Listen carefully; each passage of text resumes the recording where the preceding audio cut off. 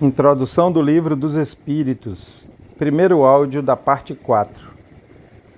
Encerramos a parte 3 falando dos fenômenos do movimento das mesas, ganhou o apelido de dança das mesas, em que Kardec se propôs a observar. Então, aqui na parte 4, continuamos desenvolvendo esse assunto.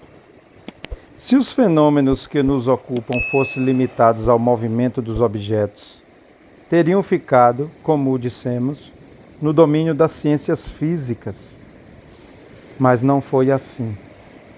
Então aqui ele já diz assim, se fosse apenas movimentos de objetos, como a dilatação de materiais e magnetismo e outras coisas, ficava só com a ciência material.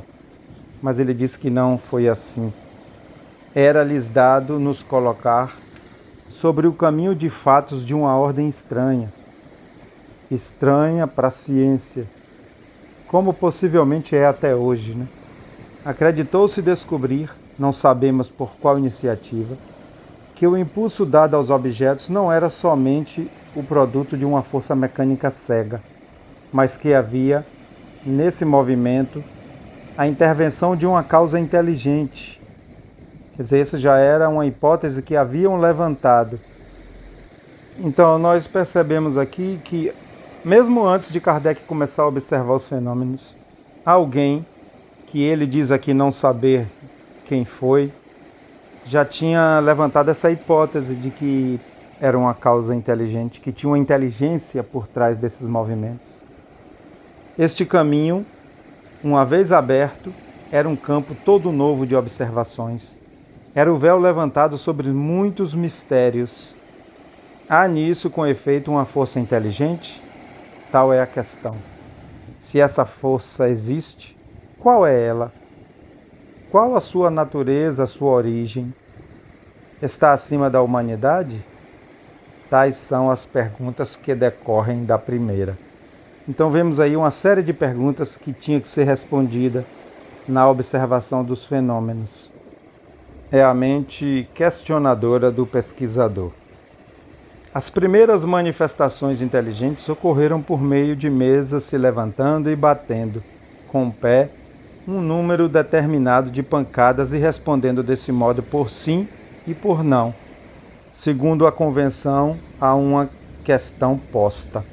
Então se fazia uma pergunta e a resposta sim batia uma vez, por exemplo, e a resposta 2 batiam 2 vezes o pé. Até aqui, nada que convencesse seguramente os céticos, quer dizer, aqueles que não acreditam, porque se poderia crer no efeito do acaso. Obtiveram-se depois respostas mais desenvolvidas por meio das letras do alfabeto.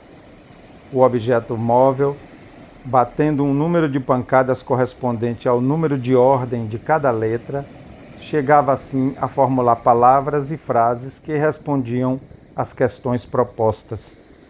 Então aí eles já evoluíram um pouco, saíram daquele sim e não, e o fenômeno começou a formar palavras e frases, mas muito trabalhoso, porque tinha que bater uma vez para a letra A, 2 vezes para a letra B, 3 vezes para a letra C.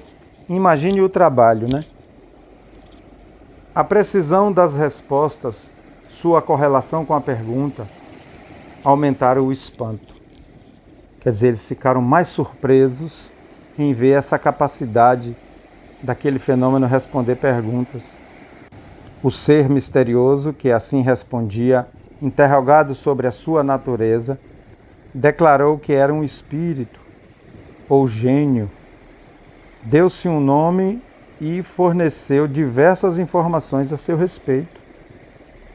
Há aqui uma circunstância muito importante a notar. Ninguém imaginou os espíritos como um meio de explicar os fenômenos. Foi o próprio fenômeno que revelou a palavra. Frequentemente, fazem-se nas ciências exatas hipóteses para ter uma base de raciocínio. Ora, isso não ocorreu neste caso.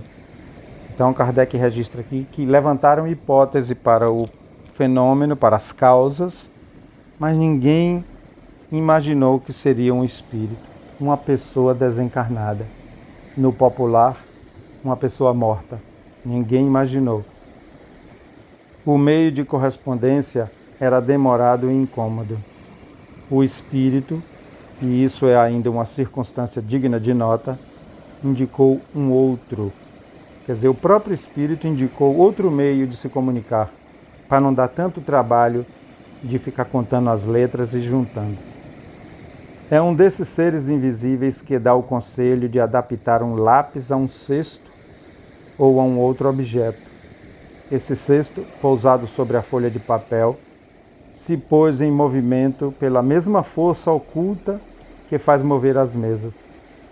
Mas em lugar de um simples movimento regular, o lápis traça por ele mesmo caracteres formando palavras, frases e discursos inteiros de várias páginas, tratando das mais altas questões de filosofia, de moral, de metafísica, de psicologia, etc. E isto com tanta rapidez como se o fosse escrito com a mão. Então, olha só, o próprio Espírito falou, eu vou sugerir um método mais rápido. E sugeriu que pegasse uma cesta de palha e colocasse um lápis agarrado nela e botasse ela em cima de um papel branco. Então, movimentando essa cesta, um cestozinho, que é um negócio que a gente não usa hoje em dia, agarrava o lápis e ia movimentando e escrevendo. O médium tinha que colocar a mão na beirada da cesta. Voltando ao texto. Esse conselho foi dado simultaneamente na América, na França e em diversos países. Olha só, não foi só um trabalho localizado na França, espalhado pelo mundo, né? Eis os termos pelos quais ele foi dado em Paris, a 10 de junho de 1853, a um dos mais ardentes adeptos da doutrina que, já há vários anos, desde 1849, ocupava-se com a evocação dos espíritos. Vá pegar, no quarto ao lado, o pequeno cesto, prenda nele um lápis, coloque-o sobre um papel, coloque os dedos sobre a borda. Alguns instantes depois o cesto se pôs em movimento e o lápis escreveu, muito visivelmente, esta frase: o que vos digo aqui, eu vos proíbo expressamente de o dizer a alguém. A primeira vez que escrever, escreverei melhor. O objeto ao qual se adapta o lápis, não sendo senão um instrumento, sua natureza e sua forma são completamente indiferentes.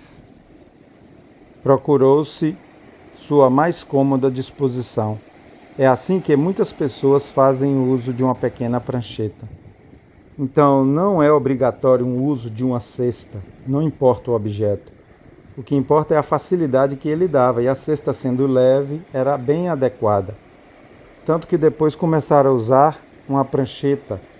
É tipo uma tábua, onde colocavam as rodinhas e se movimentava com facilidade. A gente percebe que a forma da comunicação ela foi se modificando, foi se tornando mais fácil. Começou com as mesas batendo pés, respondendo sim ou não.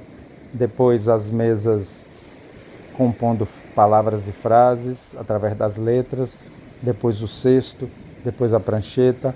Isso é um aprendizado constante que era necessário para a equipe, para o grupo que ia fazer o trabalho. Os espíritos não queriam logo de primeira dizer coloque um lápis na mão do médium, porque atrapalharia o progresso gradativo da compreensão das coisas. O cesto ou a prancheta não pode ser posto em movimento senão sob a influência de certas pessoas dotadas, a esse respeito, de uma força especial e que são designadas com o nome de médiuns, quer dizer, meios ou intermediários entre os espíritos e os homens. As condições que dão essa força especial se prendem a causas ao mesmo tempo físicas e morais, ainda imperfeitamente conhecidas, porque são encontrados médiuns de todas as idades, de ambos os sexos e em todos os graus de desenvolvimento intelectual. Essa faculdade, de resto, desenvolve-se pelo exercício. Naquele momento ainda não se sabia o que era mediunidade. Estava descobrindo naquele trabalho.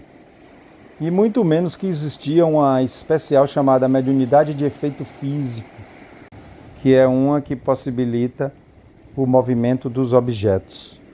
Então nós encerramos o item 4.